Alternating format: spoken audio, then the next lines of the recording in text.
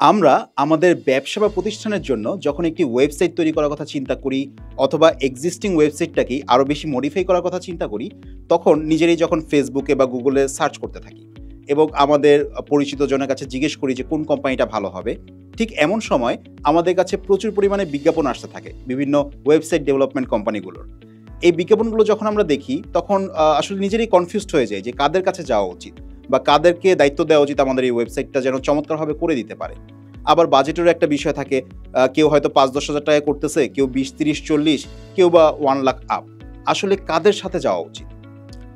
আপনার যাওয়া উচিত যারা দীর্ঘ সময় ধরে এই ইন্ডাস্ট্রিতে কাজ করছে এবং ভালো, ভালো ব্র্যান্ডগুলোর সাথে সাকসেসফুল ওয়েবসাইটগুলো লঞ্চ করেছে।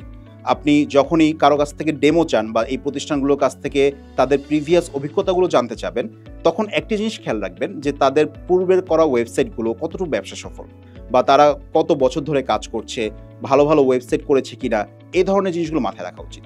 আমরা অনেকেই কমেন্টে গিয়ে ডেমো চাই যে ভাই ডেমো দেন।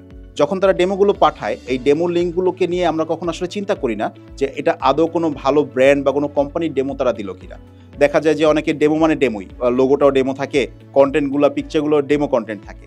তো এটাকে আসলে ডেমোই বলে। কিন্তু আমাদের আসলে তাদের সাথেই যাওয়া উচিত যারা ভালো, ভালো প্রতিষ্ঠানের ওয়েবসাইট করেছে, দীর্ঘ সময় ধরে কাজ করছে এবং তাদের করা ওয়েবসাইটগুলো ব্যবসা সফল।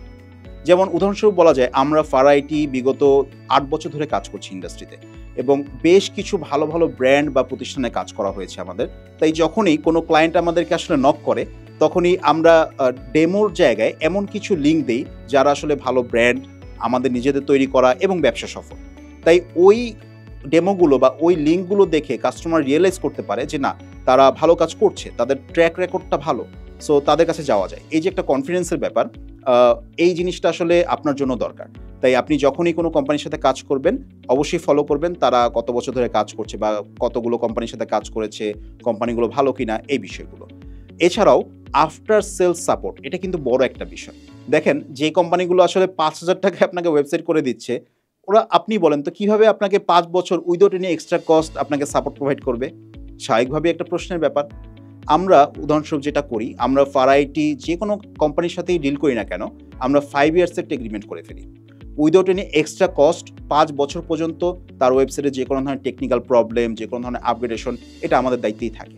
তাই ওয়েবসাইট ডেভেলপমেন্ট কোম্পানি চুজ করার ক্ষেত্রে এটাও আপনার মাথায় রাখা উচিত।